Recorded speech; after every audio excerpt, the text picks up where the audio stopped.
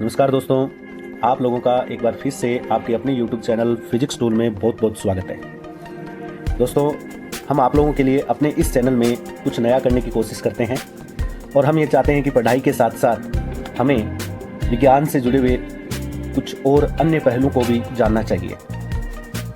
इसी श्रृंखला को आगे बढ़ाते हुए हमने आप लोगों के लिए एक महान वैज्ञानिक सर आइजैक न्यूटन के जीवन से जुड़े कुछ तथ्यों को आपके सामने रखा। उम्मीद करता हूं कि आपको हमारा वो वीडियो पसंद आया होगा। अगर कुछ गलती रहती है तो क्षमा चाहते हैं, और अगर वीडियो पसंद आया तो प्लीज़ उसे शेयर और सब्सक्राइब कीजिए। दोस्तों, हम आज एक नए महान वैज्ञानिक के बारे में कुछ रोचक तथ्य जानने की कोशिश करेंगे, जिनके बारे में हम छोटी क्लासों से लगातार उनका नाम पढ़ते आ रहे हैं।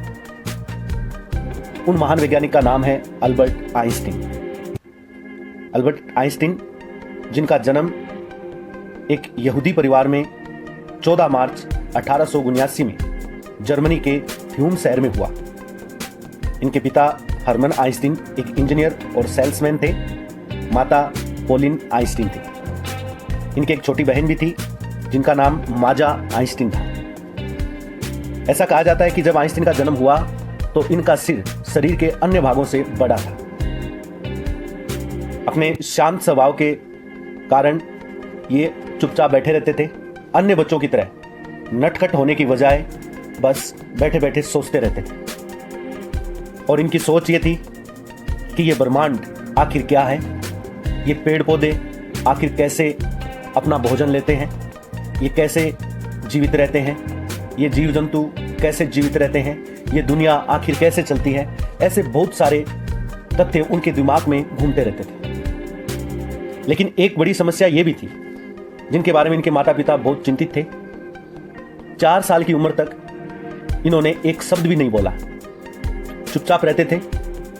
इसलिए इनके माता पिता बहुत चिंतित थे। लेकिन एक दिन जब रात के खाने के समय सब एक जगह बैठे थे, उस समय आइंस्टीन अचानक पहली बार एक शब्द बोला, जिसको सुनकर उनके माता पिता अचंभित हो गए।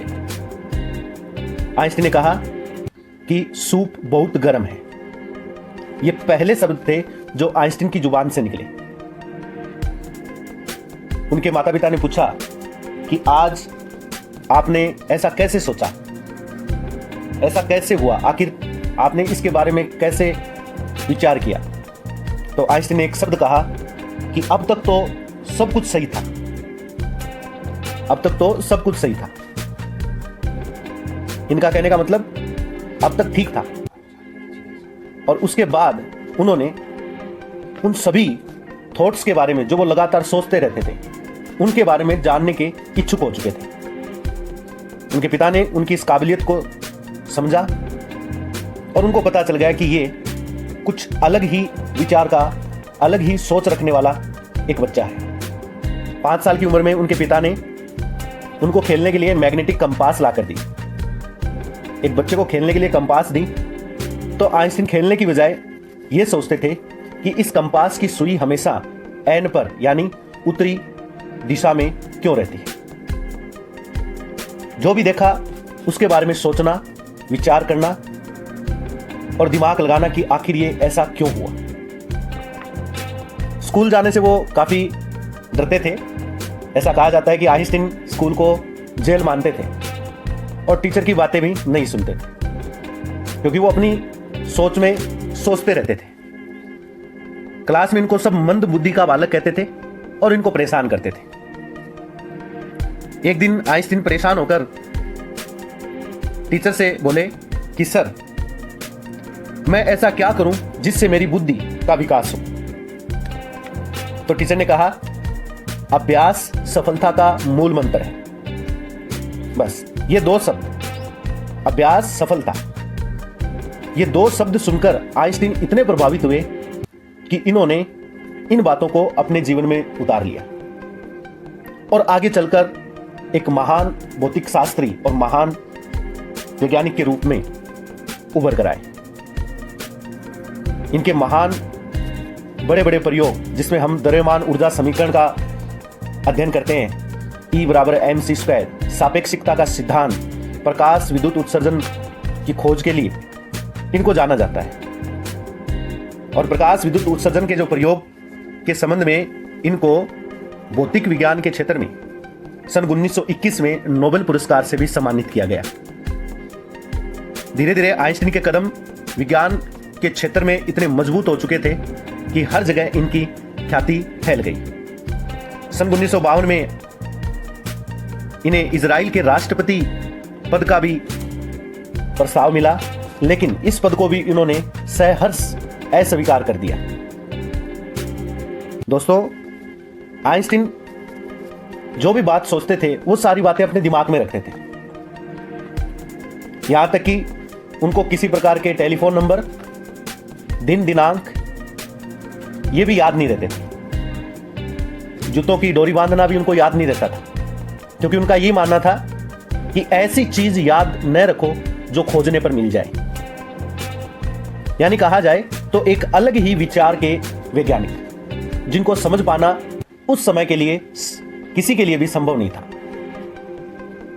और खूब गलतियां करते, लेकिन तब तक काम करते रहते जब तक उनको सफलता नहीं मिल जाती। उनका यह कहना था, जिसने कोई भी गलती नहीं की उसने कभी कुछ नया करने की कोशिश नहीं की। दोस्तों, एक महान वैज्ञानिक होने के बावजूद भी आइंस्टीन अपनी पहचान छुपाते थे। जब भी उनको कोई मिलता तो वो यही कहते कि मैं आइंस्टीन नहीं हूं, मैं तो उनकी तरह दिखने वाला एक इंसान हूं, मुझे आप आइंस्टीन मत बुलाओ। ऐसे महान वैज्ञानिक थे आइंस्टीन। एक बार इनके बारे में यह भी कहा जाता है कि एक रेल यात्रा के दौरान जब वो रेल के डब्बे में बैठे थे तो रेल टिकट उनकी कहीं पर गुम हो जाती है। जैसे ही चेकिंग आती है टिकट चेक करने के लिए, तो टीटी ने उनको पहचान लिया और आइंस्टीन जल्दी जल्दी टिकट ढूंढने लग गए। टीटी ने बोला, सर आप टेंशन मत लीजिए, मैं आपको जानता हूं, आपसे टिकट कोई नहीं मांगेगा। तो आइंस्टीन ने कहा थैंक यू। उसके बाद टीटी वहां से चले गए, लेकिन फिर भी आइंस्टीन टिकट ढूंढ रहे थे। पास बैठे व्यक्ति ने पूछा, सर आप आखिर क्या ढूंढ रहे हो? तो आइंस्टीन ने कहा, मैं टिकट ढूंढ रहा हूं। क्यों? आइंस्टीन बोले, क्योंकि मुझे यह पता नहीं है कि आखिर मुझे जाना कहां है। जी हाँ, कहने का मतलब वो भूल भी जाते थे। यात्रा के दौरान उनको यह पता नहीं था कि मुझे कहां जाना है, दिमाग से वो बातें उनके स्किप हो जाती। आइंस्टीन के बारे में और भी ऐसे महान तथ्य हैं जिनके बारे में हम जानना चाहें तो शायद समय कम रह जाए। एक तथ्य ऐसा भी कहा जाता है उनके बारे में कि एक बार किसी खगोलीय पिंडों का अध्ययन कर रहे थे वैज्ञानिक, तो उसके अवलोकन के लिए आइंस्टीन को आमंत्रित किया गया कि सर आप आए और हमारे इन प्रयोगों का अवलोकन कीजिए। तो उस दौरान आइंस्टीन की पत्नी भी उनके साथ गई और आइंस्टीन की पत्नी ने वहां उपस्थित वैज्ञानिकों से कुछ जानने की इच्छा से पूछ लिया कि सर ये जो उपकरण आप लोगों ने रखे हुए हैं, आखिर इनका आप उपयोग क्या करते हो? तो वहां उपस्थित कुछ वैज्ञानिकों ने उनकी इस बात का मजाक उड़ाया और उन्होंने कहा कि मैडम ये आपके बस की बात नहीं है, इन उपकरणों का उपयोग हम खगोलीय पिंडों की गणनाओं के अध्ययन के लिए प्रयुक्त करते हैं। तो आइंस्टीन की पत्नी ने कहा, सर मैं आपको एक बात कहूं कि जो गणनाएं आप इन उपकरणों की सहायता से यहां लैब में उपस्थित होकर करते हो, ऐसी गणनाएं मेरे पति अल्बर्ट आइंस्टीन कागज के टुकड़ों पर दिन में 10 बार करते हैं। यह बात सुनकर सभी को बहुत धक्का लगा कि आखिर जो गणनाएं हम उपकरणों की सहायता से कर रहे हैं, वो गणनाएं एकमात्र एक वैज्ञानिक, एक इंसान एक कागज के टुकड़े पर कर रहा है बिना किसी उपकरण की सहायता से। ऐसे महान वैज्ञानिक थे अल्बर्ट आइंस्टीन।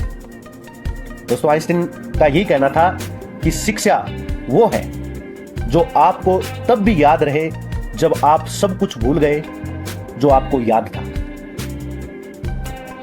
ये एक महान जीनियस वैज्ञानिक थे और इन्हीं के सम्मान में 14 मार्च को जीनियस डे मनाया जाता है। दोस्तों, 76 वर्ष की उम्र में 18 अप्रैल 1955 में न्यू जर्सी, अमेरिका के न्यू जर्सी नामक शहर में इनका निधन हो गया। और निधन के बाद भी यह कहा जाता है कि बहुत सारे वैज्ञानिक ये जानना चाहते थे कि आखिर इस महान वैज्ञानिक के दिमाग में ऐसी क्या चीज थी जिसकी वजह से वो इतनी बड़ी सोच रखते थे और इतने बड़े बड़े प्रयोग करने में वो सफल हुए। ऐसा कहा जाता है कि एक वैज्ञानिक ने, जिनका नाम डॉक्टर थॉमस हार्वेन, इन्होंने आइंस्टीन का दिमाग चुरा लिया था और 20 साल तक इनके दिमाग को एक जार में बंद रखा।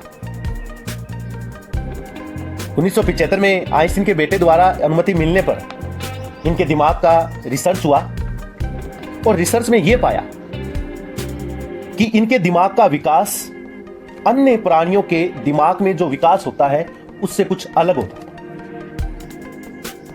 और यह भी कहा जाता है कि नॉर्मल इंसान का दिमाग लगभग 1400 ग्राम का होता है, लेकिन आइंस्टीन का दिमाग लगभग 1230 ग्राम का था। इसका मतलब इनके दिमाग और इनके दिमाग से जुड़े हुए जितने भी तथ्य, जो भी बातें थी, वो सारी अद्भुत थी, जिनके बारे में सोचना एक प्रकार से अविश्वसनीय है। लेकिन दोस्तों, इस महान वैज्ञानिक की वजह से ही आज हम इतने बड़े बड़े प्रयोग और विज्ञान के क्षेत्र में बड़ी सफलता हासिल कर चुके हैं। द्रव्यमान ऊर्जा समीकरण E बराबर mc² द्वारा परमाणु बम से निकलने वाली ऊर्जा की गणना इसी समीकरण से की जाती है। देखने में यह समीकरण बहुत छोटी लगती है, लेकिन यही वो समीकरण है जिसकी सहायता से एक भयानक विनाशकारी ऊर्जा की गणना की जाती है। इस बात का आइंस्टीन को हमेशा धोखा भी रहा कि मैंने एक ऐसी समीकरण बना दी जो कि एक विनाशकारी ऊर्जा की गणना के लिए प्रयुक्त की जाती है। दोस्तों, आइंस्टीन एक महान वैज्ञानिक, एक महान व्यक्तित्व थे और इनका यही मानना था कि आप तब तक काम करते रहो, तब तक अपने लक्ष्य में लगे रहो जब तक आपको सफलता न मिले। इस दौरान आपके द्वारा बहुत सारी गलतियां होती हैं, लेकिन अगर जितनी भी गलतियां हो रही है तो वो अच्छी बात है, क्योंकि गलती अगर आप कर रहे हो तभी आप सफलता हासिल करोगे। इसी बात को लेकर एक बात मुझे याद आ रही है आइंस्टीन के संबंध में कि आइंस्टीन ने प्रिंसटन विश्वविद्यालय, जो कि अमेरिका में है, एक प्रोफेसर पद पर नियुक्त हुए। और वहां पर जब वो कॉलेज में गए तो उनसे पूछा गया कि सर, आपको कौन कौन से ऑपरेटर्स की आवश्यकता है। तो आइंस्टीन ने कहा, सर, मेरे को कोई ऑपरेटर्स नहीं चाहिए, मेरे को ब्लैक बोर्ड और कुछ 15-16 चौक के टुकड़े चाहिए, और ज्यादा मेरे को कुछ नहीं चाहिए। हाँ, एक चीज और चाहिए, मेरे को एक खाली टोकरी चाहिए, क्योंकि और वो टोकरी बड़ी होनी चाहिए। वो इसलिए क्योंकि जब मैं काम करूंगा तो मेरे द्वारा काम करने के दौरान बहुत सारी गलतियां होती हैं और उन गलतियों की वजह से वो टोकरी भर जाएगी, लेकिन मैं तब तक काम करता रहूंगा जब तक मुझे सफलता नहीं मिलेगी। क्योंकि उनका यही कहना था ना, जिसने कोई भी गलती नहीं की उसने कभी कुछ नया करने की कोशिश नहीं की। ऐसे महान वैज्ञानिक को हमारा तहे दिल से प्रणाम। और दोस्तों, मैं उम्मीद करता हूं कि आपको आइंस्टीन से संबंधित ये जो रोचक जानकारी हमने हमारे इस वीडियो में आप लोगों के सामने प्रस्तुत की है, आपको जरूर पसंद आएगी। इनको ध्यान से समझे कि उनकी कौन कौन सी ऐसी बातें थी जो हमारे जीवन को परिवर्तित कर सकती है और हमें एक बड़ी सफलता प्राप्त करवा सकती है। आज की इस वीडियो में जो रोचक तथ्य हमने आइंस्टीन के बारे में आपके सामने रखे हैं, उम्मीद करता हूं कि आपको ये पसंद आएंगे। और अगर आपको पसंद आते हैं तो प्लीज़ हमारे चैनल को शेयर और सब्सक्राइब कीजिए।